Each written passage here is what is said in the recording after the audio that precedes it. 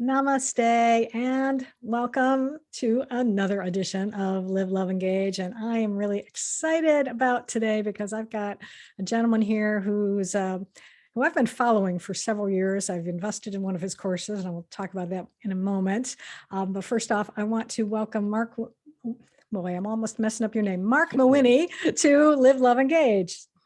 Hi, thanks for having me, Gloria. And it's a weird name, so it's not exactly Miller or Morrison or something like that.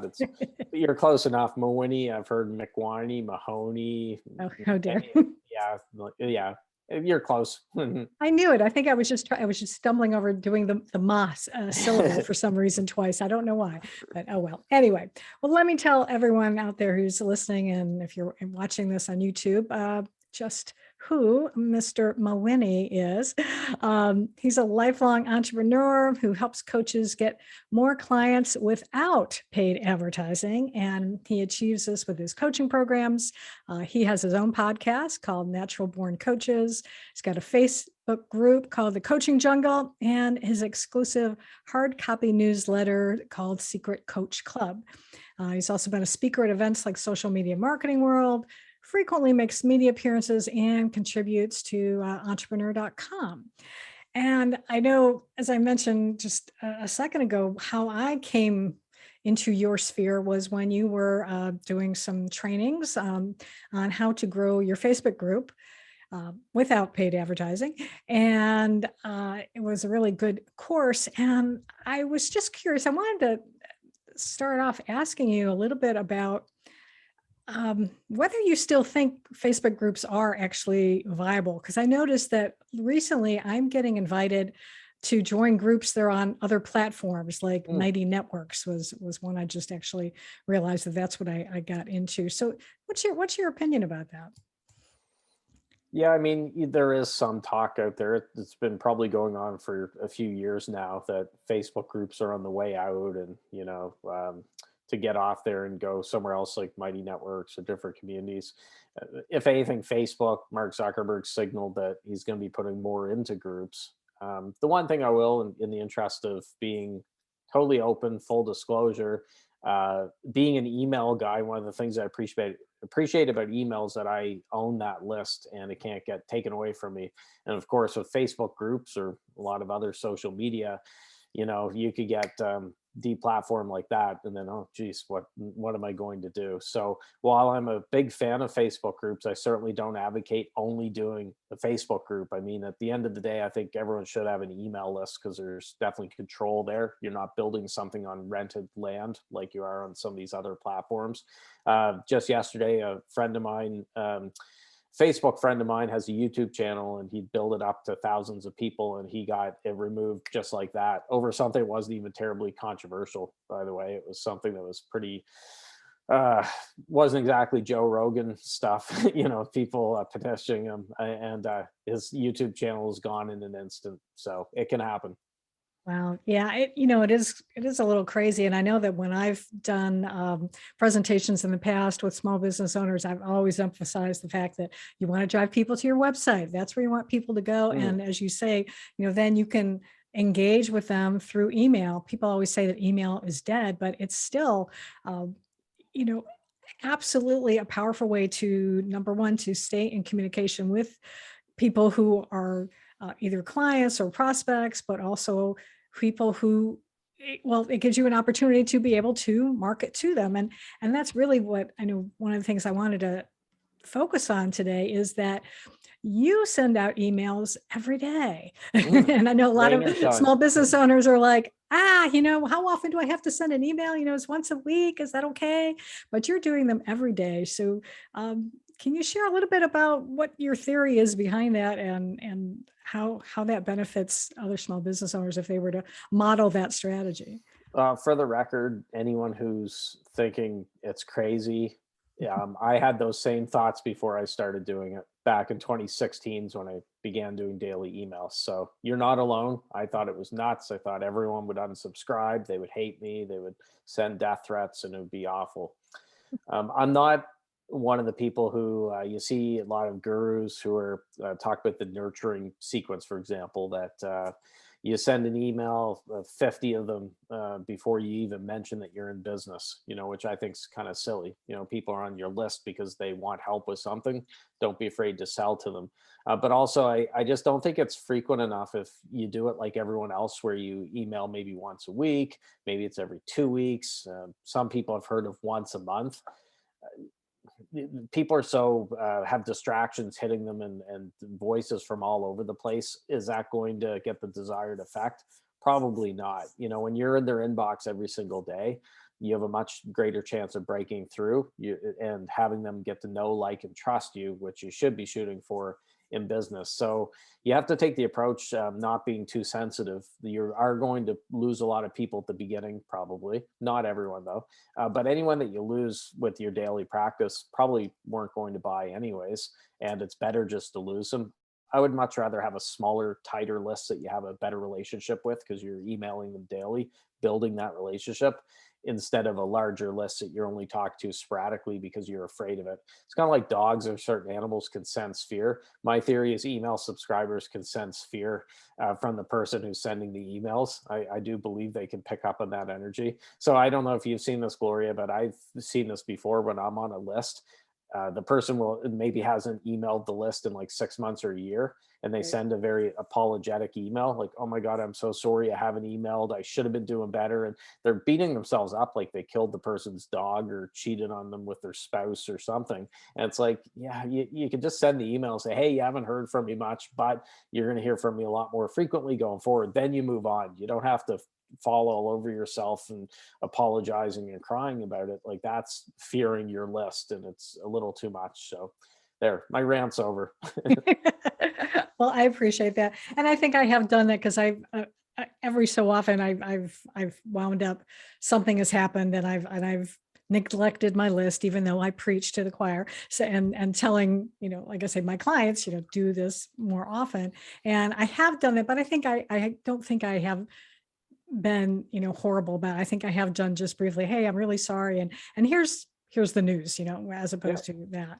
But I want to ask you, because I know, because I can hear people out there going, "Okay, fine. If I'll take your premise that I need to email my list every day, what the heck am I going to talk about?" Because because I know that that's what they're probably wondering about. So how do you either come up with content, or is there a yeah. How do you possibly come up with content to be able to send people every day?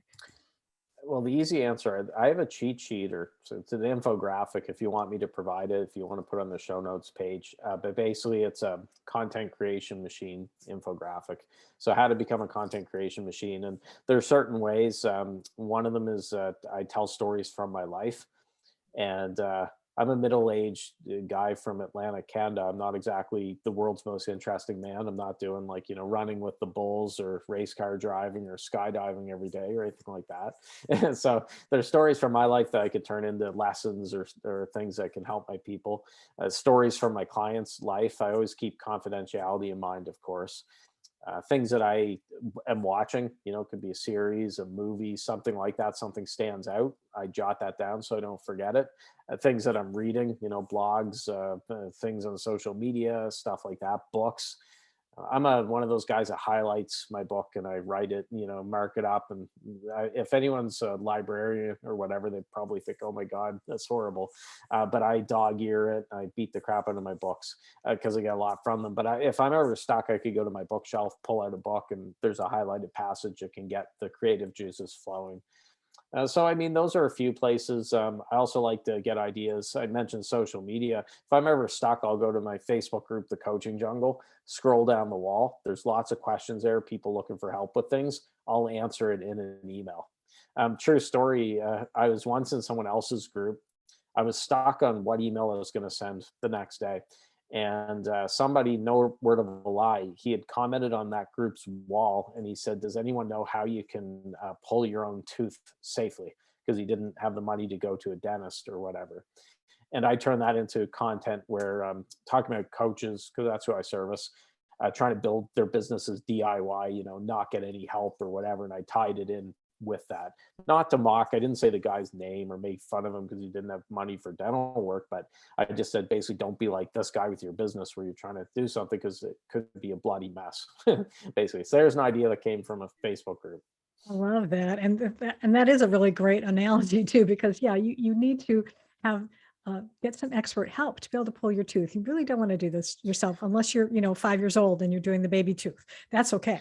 Yeah, you don't want to tie the string to the door and then slam the door. And yeah, it's No. probably not good. But the more that you write these emails, it'll get easier. So when I first started doing it back in 2016, my first emails were probably taking an hour to write, at least.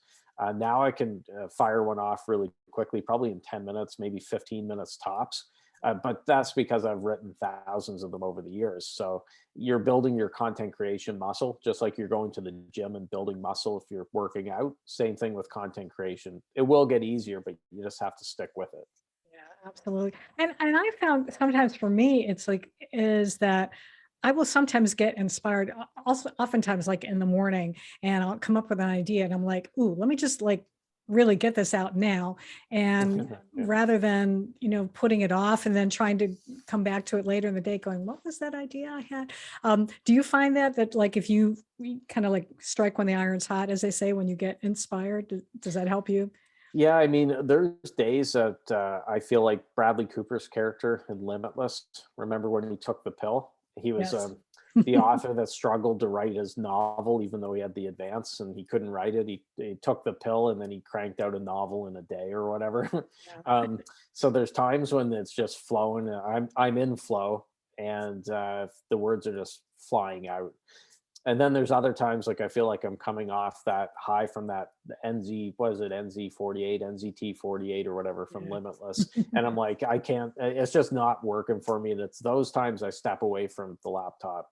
But to answer your question, when I'm in that flow, I make sure I ride the wave as much as possible. So Mm. there's been times I've mentioned to my fiance, I'm a morning person usually. I like getting it out before the day gets away from me. But there's been a second wind that comes in the evenings often, and we're set to like settle down, watch Netflix or something. And I'm like, hey, babe, like I'm really flying. I've written, a week's worth of emails. I'd like to write another week or so. Can you just wait, another hour or two? I want to keep doing this. And there's those times I want to capture it while it's still there with it. Have the limitless pill, so to speak, Yeah. figuratively. And yeah. So I would say you're smart to know when you're most creative because that's what you should be doing. Try to time it around that peak creativity hour or hours. Absolutely. Now, how do you, I mean, I know I'm on your list and I've seen the emails and I see in particular one thing you do, but to tell our viewers out there and listeners out there, how do you actually then use those daily emails as a way to be able to, sell your courses for instance, or, get people to sign up to a webinar? What is one thing that you're doing in there consistently that would help that? Well, from being on my list, you could probably tell I'm not really big on the whole hyperbole in the internet marketing space. And we've all been on the list where people are using tons of capitalized words and they got all these exclamation points. And it sounds like the guy with the sham wow thing or whatever with the home shopping network infomercials. And it's like, I absolutely hate copied and pasted, templated type fake stuff. So the crazy concept is I write like I talk, I just be myself. But I always try to tell a story or give some sort of short lesson, and then it transitions to not an arm twisting call to action, but just to a call to action. So I might tell a story, like we just mentioned about the do-it-yourself dental work, and then I might say, by the way, I help hold coaches' hands to get their businesses rolling without pain and stress. Learn more here, or check out my new XYZ program here. That's all it is. It's a really quick, clean transition over to it. And I always follow the rule. There's I believe his name's Josh Bernoff. I hope I'm right. He wrote a book called Writing Without Bullshit. And he had an iron imperative in there. And he says that treat the reader's time as more valuable than your own. So I always ask myself, if a reader like Gloria, you're taking 1 or 2 minutes out of your day to read my email, to open it up, I want to make sure that you're at least getting something from it. but I'm not doing like hard teaching where I'm like giving all the stuff from my program or stuff behind closed doors in there, because people don't usually value what they're getting for free, and people pay for that stuff. So I give them a nugget, but then they're gonna have to go further and invest in whatever I'm offering to get the rest of it. Well, and that is the perfect segue for my next question, because I know one of the things that I mentioned in your intro is that you actually send out a hard copy newsletter, not a digital one to read on the email. You actually mail a document physically to someone's home. Why did you decide to start doing that? People are probably thinking, oh, you can actually mail things. I know, Nowadays, yeah, yes, really. believe it or not, the post office is still out there. But so why did I do it? I guess it sounds very strange in 2022 to have a digital newsletter. It was strange back in 2017 when I launched it, because we're right at the 5-year mark right now. I look at trying to do things different than most of the people. Like Dan Kennedy's talked about it. Look at what 99% of your industry is doing. Do the exact opposite. So you're not going to get lost in the crowd. But I actually myself had subscribed and still subscribe to several hard copy newsletters. And I always found that I got more from those. It soaked in better. I went back to them. I got more from the hard copy ones than a digital one. Like, how many times have you downloaded something, a free report, a PDF or whatever, and it gets lost in the junk that's on your desktop, screen or whatever, and you're like, oh, I'll get back to it, then you totally forget about it. So for me, I just think it's cool. I like a hard copy one. I've had subscribers tell me that when it arrives that day, they rip it open, they're marking it up with their highlighters, their pens, and they're keeping it on their desk for the month until the new one comes out. They go back to it. And I think that's pretty cool. So that's a long answer to why I do it. Well, I do think it is smart, because it's why I still like subscribing to a couple of different magazines, because I like to physically actually read something. And you're right. And then I wind up saving it. And if I need to refer to it a later time, I've got it, because yeah, my computer, to try to find old files or something like that, it's a disaster. It takes me, sometimes, I'm wasting time searching for something when I could have just like gone to my bookcase and pulled out a folder and then read it. So Well, I mentioned I subscribe to some hard copy newsletters myself, and there's one of them that I've been a subscriber since 2016. And every month when it comes in, I read it, learn from it. I get the hole puncher, punch holes, and it goes into a binder. And I now have a couple of these huge binders. If my house was on fire, now I shouldn't say it'd be the first thing I'd save. I hope I save some pictures of my son and some other things that are in there. But one of the things that I would save would be those newsletters, because I don't have digital copies anywhere. I went in once because Gary Halbert, the Prince of Print, one of the top copywriting guys of all time, rest in peace. But his family had made his newsletter available. He wrote one in the late 80s, early 90s, I believe. And I went in and I printed, I forget, there's like 1,200 pages. They're in a couple big binders. And I'm actually going through them again now. Bear with me. This is, we'll do a little demonstration. This is the first binder of Gary Halbert's print newsletter, which I'm going through right that by is my desk. thick. That is a It is. really, really thick book. If it falls on me, it's going to knock me out. It's on top of my desk here. That's only one. There's actually two of those large binders. I killed a forest printing them up, but it's very valuable, and if it was digital, actually I do have the digital copy, and I don't look at the PDF. I look at the hard copy with it. So I'm all about doing things different, but for some people, they prefer to do digital. I find mine this way works best, where mine's not cheap. It's expensive, $97 a month, or it's $9.97 a year. Now some people say, oh, I'll do a digital one that's $19 a month or whatever. I don't really want to play in that world. I'd rather people pay more and then they take it serious and they put what they learn into action, as opposed to just paying peanuts for it. And I always say it, there's a lot of people in my world, they're the coaching industry, that are freeple and cheaple. They want stuff that's free or cheap. I don't really want to service those people. I want people who have skin in the game.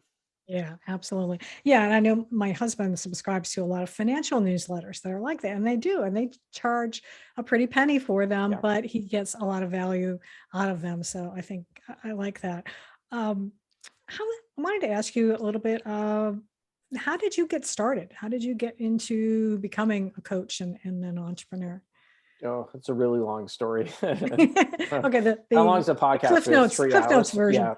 Yeah. I'll try to cut out all the stuff in there and just hit the main points. So basically, I had a business throughout my 20s. Right out of university, I started a real estate business, and I grew it to where it was quite successful. I had about 100 agents and employees. I had 5 companies inside or under that umbrella. Everything was going great, hockey stick growth every year. Then everything came collapsing down in 2009. And I'm not the only one. When you hear real estate in 2009 or 2008 in the States, I've heard similar stories, but everything collapsed and it was a spectacular failure, like explosion.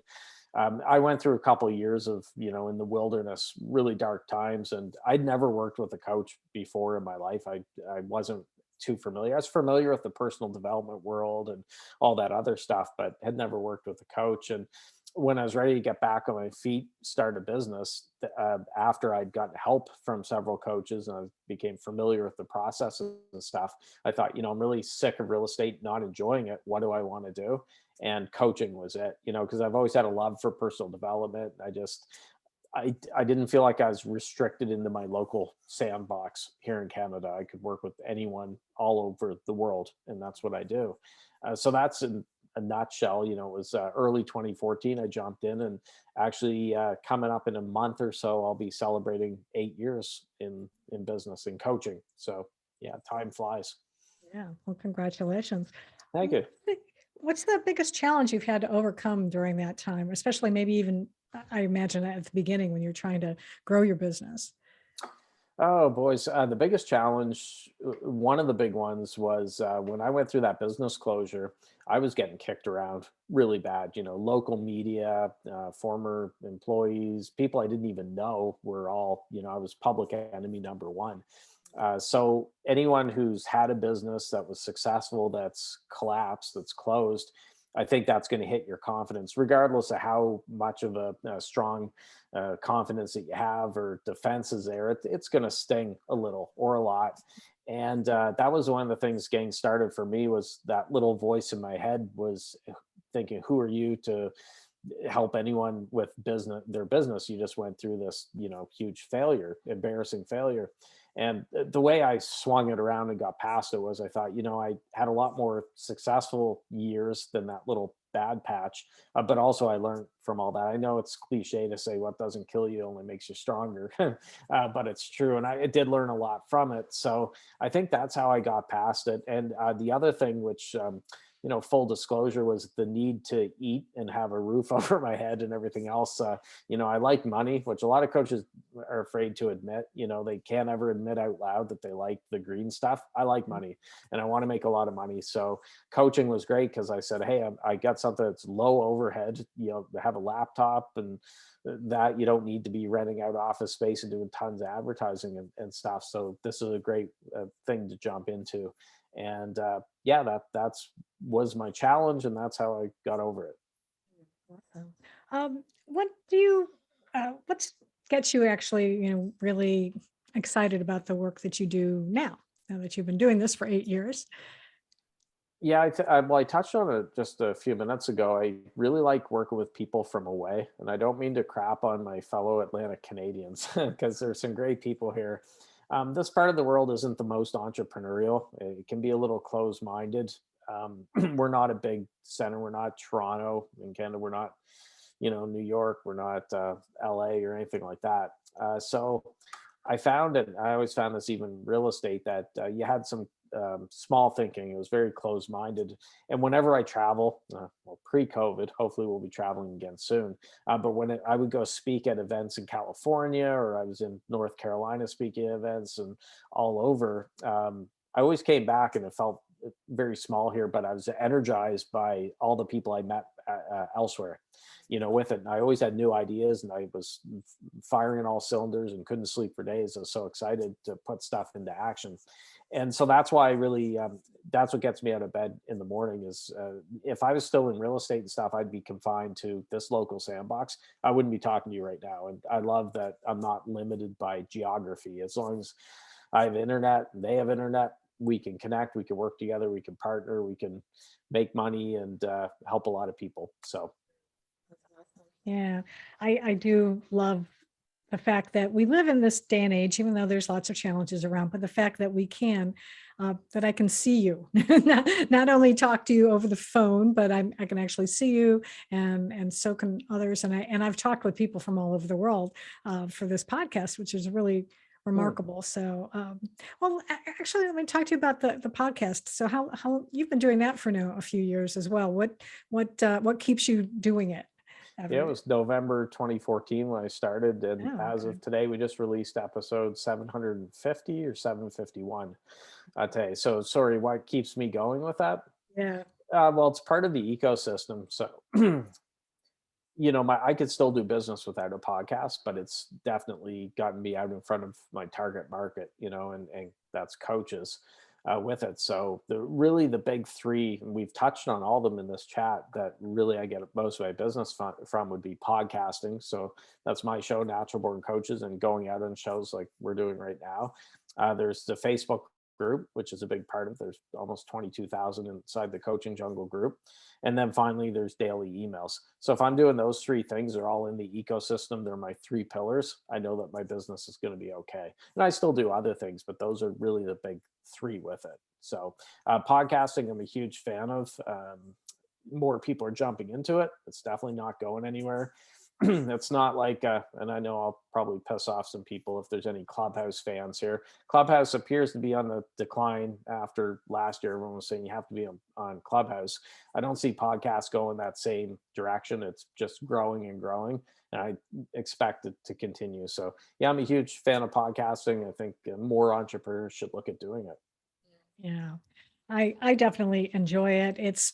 I've met so many amazing people from, as I said, around the world, but from lots of different types of entrepreneurs, and I've talked to speakers and coaches and authors, and it's fascinating learning from different people. And so I know I really enjoy it, and that's why I'm glad to have been able to have you on the show today as well.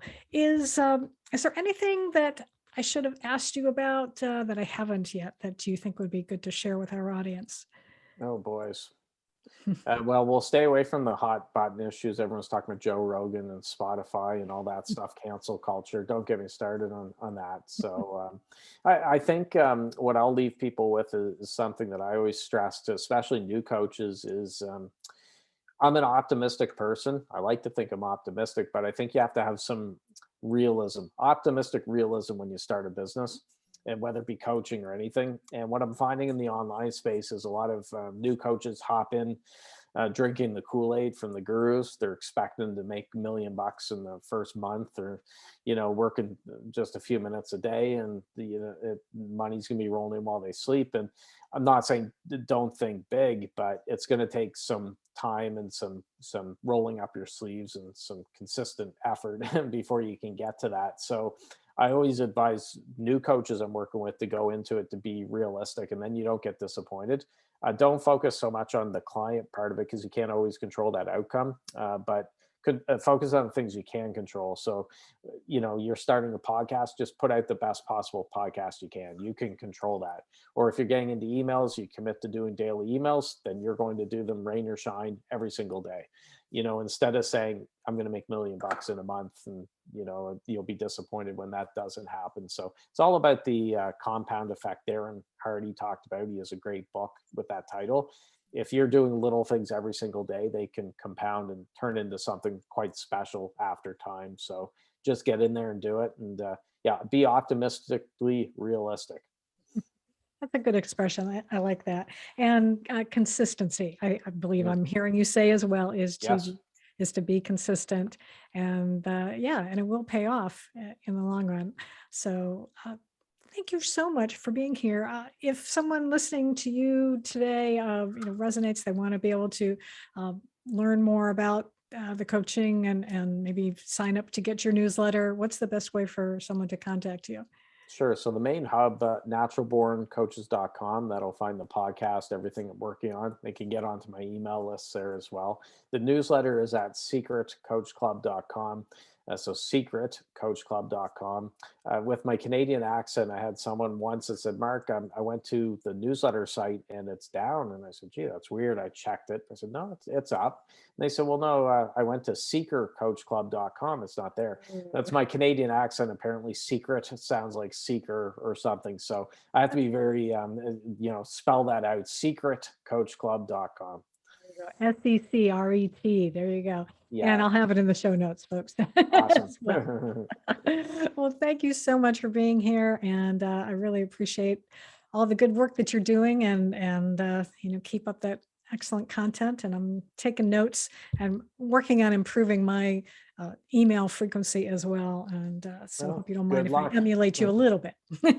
Good stuff. Well, thanks for the invite, and I appreciate you having me on the show. All right. And thank all of you as well for watching on YouTube and for listening. And if you heard something today that you really enjoyed, and please leave us a review. You can go to either Apple, or you can go to podchaser.com /live, love, engage. And we would really appreciate that. And because I read them all, I want to hear it. And until next time, as always, I encourage you to go out and live fully, love deeply, and engage authentically.